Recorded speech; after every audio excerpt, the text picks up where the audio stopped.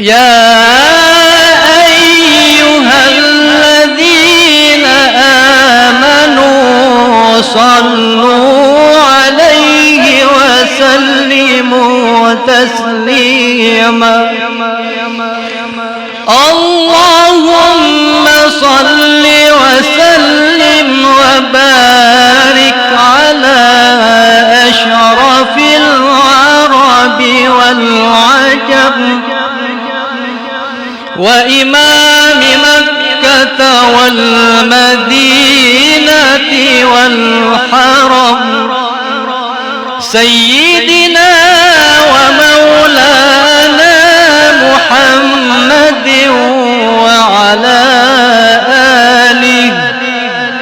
وعلى آله وصحبه وبارك وسلم وزده يا رب شرفا وكرما ومهابة وتعظيما.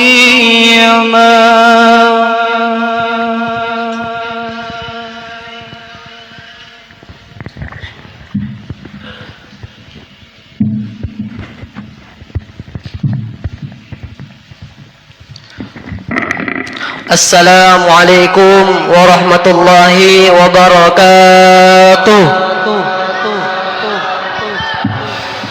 Ma'asyiral muslimin rahimakumullah. Inna yawmakum hadha la yawmun 'azim.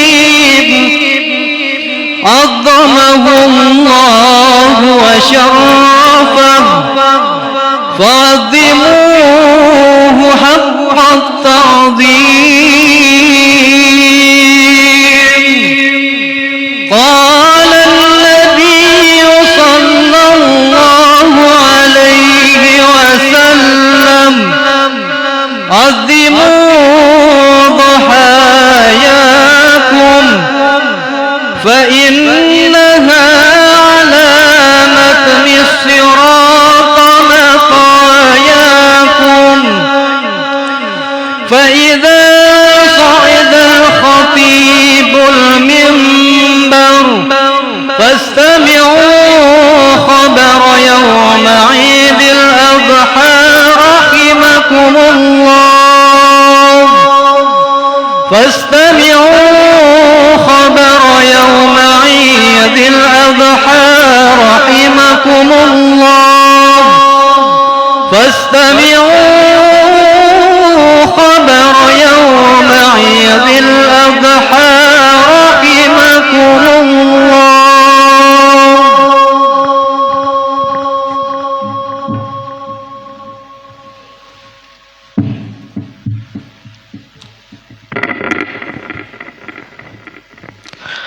الله أكبر الله أكبر الله أكبر الله أكبر الله أكبر الله أكبر الله أكبر الله أكبر الله أكبر الله أكبر كبيرا والحمد لله كثيرا وسبحان الله بكرة وأصيلا. الحمد لله الذي جعل للمسلمين عيد الفطر بعد صيام رمضان وعيد الأضحى بعد يوم عرفة.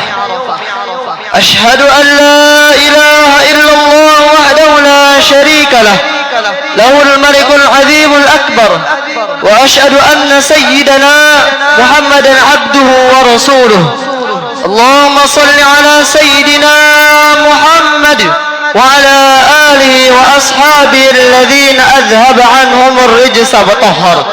أما بعد فيا عباد الله اتقوا الله حق تقاته ولا تموتن إلا وأنتم مسلمون. Jamaah Idul Adha yang dimuliakan Allah Subhanahu wa taala. Kullu amrin dhi balin la yubda'u fihi bilhamdulillah fa huwa aqta.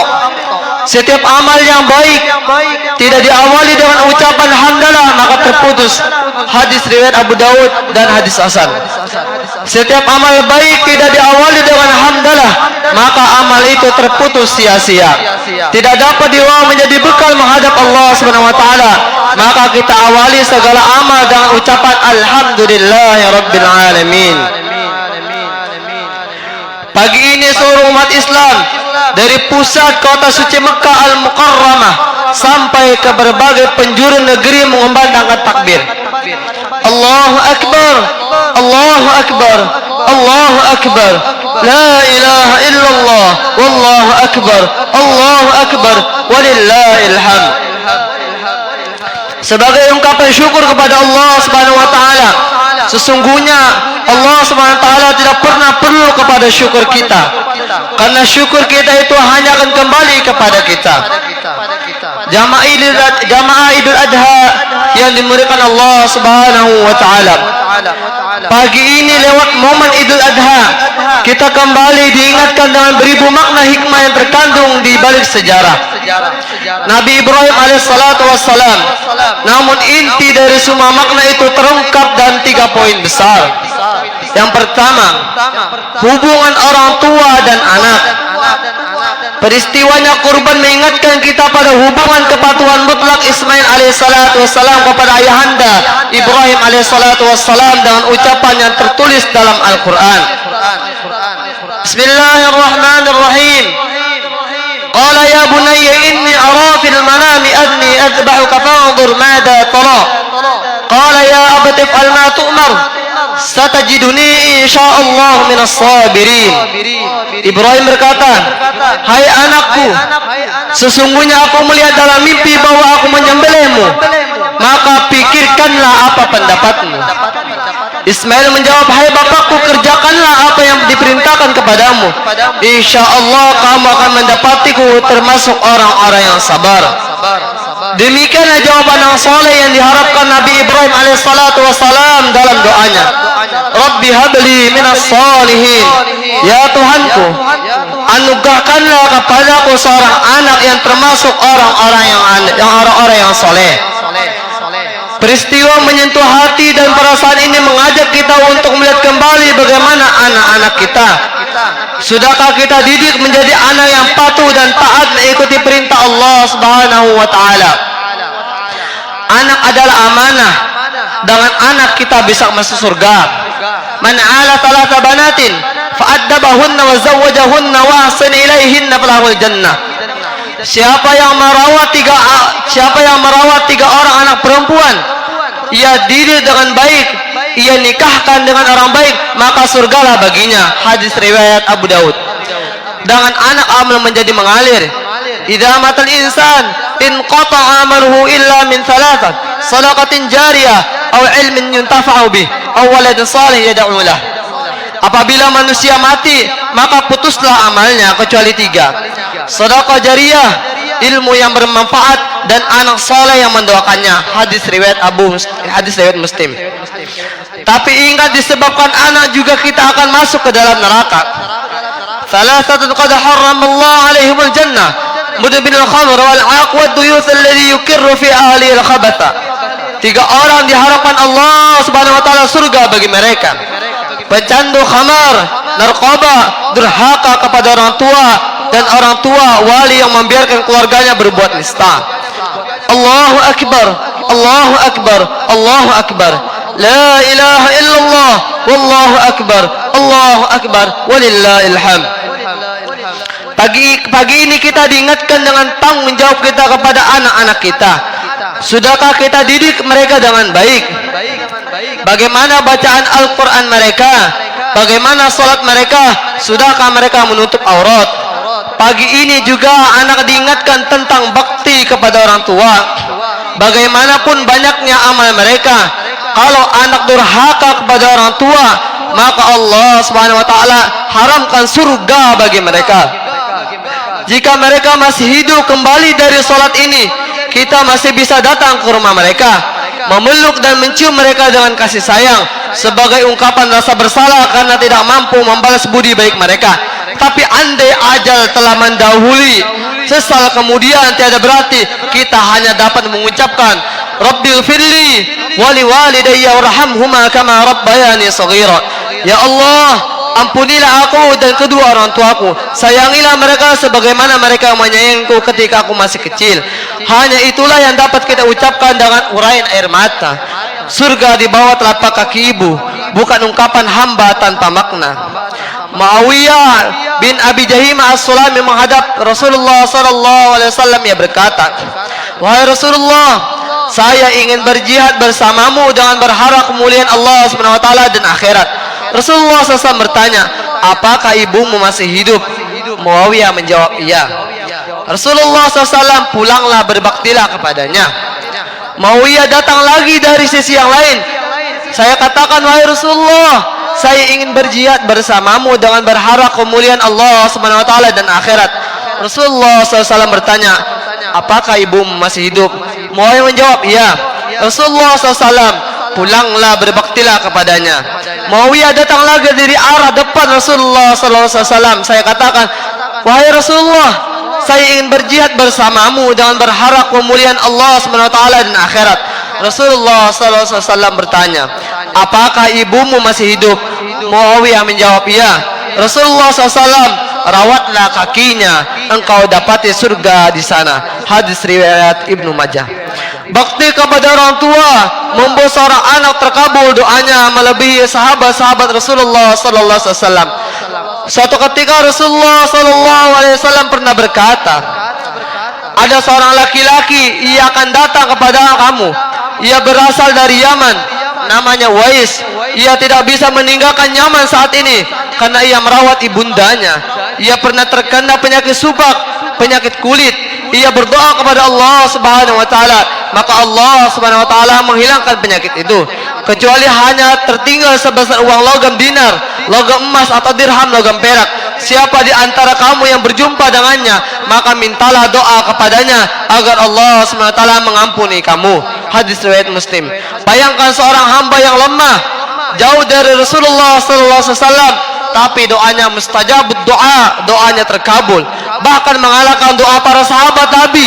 Bahkan para sahabat Nabi pun diminta agar memohonkan doanya terkabul karena baktinya kepada ibundanya tanpa mengesampingkan makna ayah. Seorang laki-laki datang menghadap Rasulullah SAW, mengadukan ayahnya seraya berkata, wahai Rasulullah, saya mempunyai harta dan anak, tapi ayah saya ingin mengambil harta saya. Rasulullah SAW menjawab, engkau dan hartamu milik ayahmu. Hadis riwayat Ibnu Majah. Bagaimana mungkin orang dapat mengesampingkan kedua orang tuanya, bangga dengan harta, anak, bahkan amalnya, padahal orang tua pada level kedua setelah Allah Subhanahu wa taala. Bismillahirrahmanirrahim. Wa qadara rabbuka alla ta'budu illa iyyah wa bil walidayni ihsana imma yablughanna 'indaka al-kibra ahaduhuma aw kilahuma fala taqul lahumā uff wa la tanharhuma wa qul lahumā qawlan karīmā واغفر لهما جناح الذل من الرحمة وقل رب ارحمهما كما ربياني صغيرا. Dan Tuhanmu telah memerintahkan supaya kamu jangan menyembah selain Dia, dan hendaklah kamu berbuat baik pada ibu bapakmu dengan sebaik-baiknya. Jika salah seorang di antara keduanya atau kedua-duanya sampai berumur lanjut dalam pemeliharaanmu, maka sekali-kali janganlah kamu mengatakan kepada keduanya perkataan dan janganlah kamu membentak mereka, dan ucapkanlah kepada mereka perkataan yang mulia, dan rendahkanlah dirimu terhadap mereka berdua dengan penuh kesayangan, dan ucapkanlah, wahai Tuhanku, kasihanilah mereka berdua sebagaimana mereka berdua telah mendidik aku waktu kecil. Posisi mereka setelah Allah SWT. Mengapa ada orang yang begitu sombong menuntut mereka ke pengadilan dunia hanya karena ingin membuat kebahagiaan duniawi? Sadarkah mereka bahwa murka Allah Subhanahu wa taala terletak pada murka kedua orang tua? Ridha Rabbi fi ridhal walidain wa sakhatu fi sakhatihima. Ridha Allah Subhanahu wa taala terletak pada ridho kedua orang tua, dan murka Allah Subhanahu wa taala terletak pada murka kedua orang tua. Hadis riwayat At-Tabrani. Allahu akbar, Allahu akbar, Allahu akbar. La ilaha illallah, wallahu akbar, Allahu akbar, walillahil hamd. Hikmah kedua, keseimbangan antara usaha dan tawakal, sayang dan cinta kepada anak dan istri, tapi perintah Allah Subhanahu wa taala mesti tetap dipatuhi. Meleleh air mata Nabi Ibrahim alaihissalatu wassalam meninggalkan Hajar dan Ismail kecil di sebuah lembing kering. Kisah itu diabadikan dalam Al-Quran. Nabi Ibrahim alaihissalatu wassalam pun mengadu kepada Allah Subhanahu wa taala. Bismillahirrahmanirrahim. Rabbana inni askantu min dhurriyyati biwadin ghairi dhi zar'in 'inda baitikal muharram rabbana liyuqimus shalah faj'al afidatan minan nasi tahwi ilaihim warzuqhum minats thamarati la'allahum yashkurun.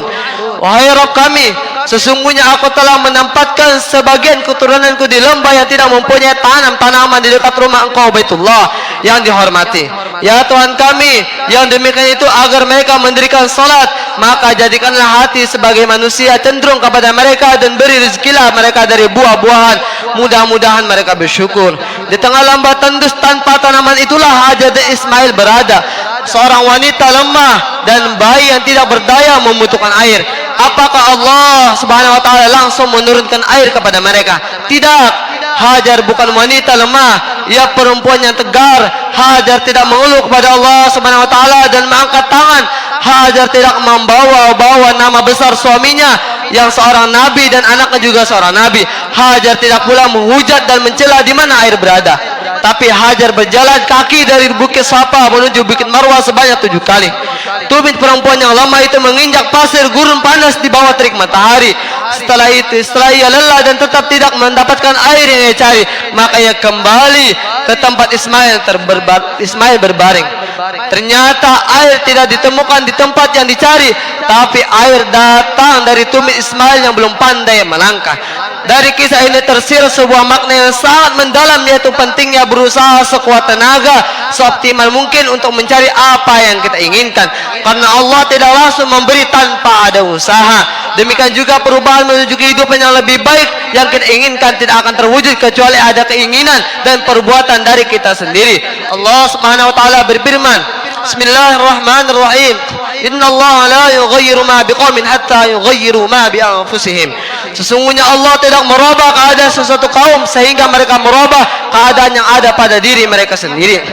Di sanalah keserasian antara syariat Nabi Ibrahim alaihissalatu wassalam dengan syariat Nabi Muhammad sallallahu alaihi wasallam, sama-sama mengajarkan keseimbangan antara usaha dan doa. Rasulullah sallallahu alaihi wasallam tidak pernah duduk terpangku tangan menunggu rezeki turun dari langit. Al-Quran mengajarkan, Bismillahirrahmanirrahim. فَإِذَا قُضِيَتِ الصَّلَاةُ فَانْتَشِرُوا فِي الْأَرْضِ وَابْتَغُوا مِنْ فَضْلِ اللَّهِ وَاذْكُرُوا اللَّهَ كَثِيرًا لَعَلَّكُمْ تُفْلِحُونَ. Apabila telah ditunaikan salat, maka bertebaranlah kamu di muka bumi dan carilah karunia Allah dan ingatlah Allah banyak sebanyaknya supaya kamu beruntung. Qala rajulun ya Rasulullah aqiluha wa atawakkalu au utliquha wa atawakkalu qala aqilha wa tawakkal. Seorang laki-laki bertanya, wahai Rasulullah, apakah unta ini saya tambatkan lalu saya bertawakal, atau saya lepaskan saja kemudian saya bertawakal? Rasulullah sallallahu alaihi wasallam menjawab, tambatkanlah, setelah itu bertawakallah. Hadis riwayat At-Tirmidzi. Berusaha tanpa tawakal sombong, bertawakal tanpa usaha pesong. Allahu akbar, Allahu akbar, Allahu akbar, la ilaha illallah, wallahu akbar, Allahu akbar, walillahil hamd. Hikmah ketiga, berkorban untuk agama Allah Subhanahu wa taala. Islam bukan agama yang melarang orang untuk mencari harta. Dalam Islam diajarkan orang yang mampu secara ekonomi, kuat fisik, ilmu dan iman lebih baik dan dicintai Allah Subhanahu wa taala daripada orang yang miskin, lemah fisik, lemah ilmu dan lemah iman. Rasulullah sallallahu alaihi wasallam bersabda, Al-mu'min al-qawiyyun qawiyyu khairun wa ahabbu ila Allah minal mu'minin ad-dha'if. Seorang mukmin yang kuat lebih baik dan lebih dicintai Allah Subhanahu wa taala daripada mukmin yang lemah. Hadis riwayat Muslim. Dalam ibadah haji kita mengenal istilah wukuf yang merupakan rukun haji, yaitu berkumpul di padang Arafah pada tanggal 9 Dzulhijjah. Wukuf ini adalah miniatur hari mahsyar kelak saat manusia dibangkitkan di hadapan Allah Subhanahu wa taala. Semua manusia berdiri dari berbagai suku, bangsa dan jenis kulit, terdiri dari tingkat, level dan kedudukan. Semuanya sama di hadapan Allah Subhanahu wa taala. Tidak ada yang lebih mulia di sisi Allah kecuali takwanya. Allah Subhanahu wa taala berfirman, Bismillahirrahmanirrahim. يا أيها الناس إنا خلقناكم من ذكر وأنثى وجعلناكم شعوبا وقبائل لتعارفوا إن أكرمكم عند الله أتقاكم إن الله عليم خبير. Hai manusia, sesungguhnya kami menciptakan kamu dari seorang laki-laki dan seorang perempuan dan menjadikan kamu berbangsa-bangsa dan bersuku-suku supaya kamu saling kenal mengenal. Sesungguhnya orang yang paling mulia di antara kamu di sisi Allah ialah orang yang paling takwa di antara kamu. Sesungguhnya Allah Maha mengetahui lagi Maha mengenal. Jamaah Idul Adha yang dimuliakan Allah Subhanahu wa taala, mencari harta itu sulit, namun ada yang lebih sulit, yaitu berjuang melawan hawa nafsu dan bisikan setan yang selalu mengajak agar menahan harta, tidak berkurban, tidak bersedekah sehingga mati dalam keadaan menumpuk harta, tidak pernah berbuat untuk agama Allah SWT walau seujung kuku. Allahu Akbar, Allahu Akbar, Allahu Akbar, la ilaha illallah, wallahu akbar, Allahu akbar, walillahil hamd.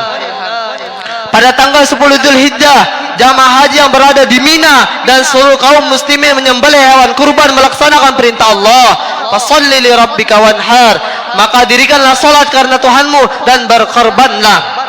Dalam ibadah kurban ini terkandung makna melaksanakan perintah Allah. Ketika Allah memerintahkan Nabi Ibrahim agar menyembelih putranya, kemudian Allah mengganti sembelihan itu dengan seekor kambing.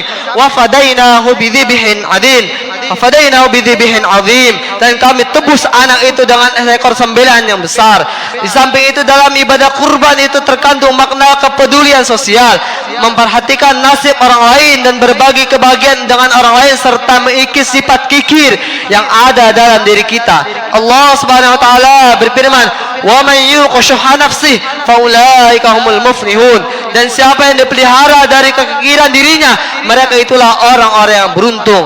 Ibadah kurban juga mengisyaratkan kepada makna menyembelih sifat kebinatangan yang ada dalam diri manusia, sifat rakus, tamak, tidak peduli sesama dan sifat-sifat binatang lainnya.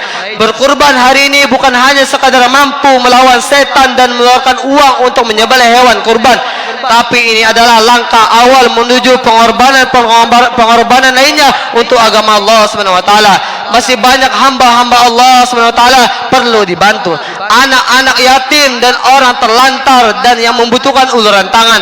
Harta yang banyak tidak dapat membantu di hadapan Allah Subhanahu wa taala. Yang akan menolong adalah amal, badan dan harta yang pernah kita infakkan di jalan Allah Subhanahu wa taala. Berapa banyak harta yang kita cari tapi kita tidak pernah menikmatinya, tapi dinikmati ahli waris, bahkan orang lain yang tidak memiliki nasab dan hubungan darah dengan kita. Kalau ingin menikmati harta yang kita cari dengan tetes peluh dan air mata, maka gunakanlah di jalan Allah Subhanahu wa taala. Semoga momen Idul Adha kembali mengingatkan kita akan pentingnya pendidikan anak seimbang dalam usaha dan bertawakal. Yang jauh lebih penting adalah berkurban untuk agama Allah Subhanahu wa taala. Barakallahu li wa lakum fil Qur'anil azim wa nafa'ani wa iyyakum bima fihi minal ayati wadh-dhikril hakim wa taqabbal minni wa minkum tilawah innahu huwas samiul alim fastaghfiru innahu huwal ghafurur rahim. اللهم صل وسلم وزد وأنعم وتفضل وبارك بجلالك وكمالك على أشرف عبادك سيدنا ومولانا محمد وعن كل الصحابة رسول الله أجمعين.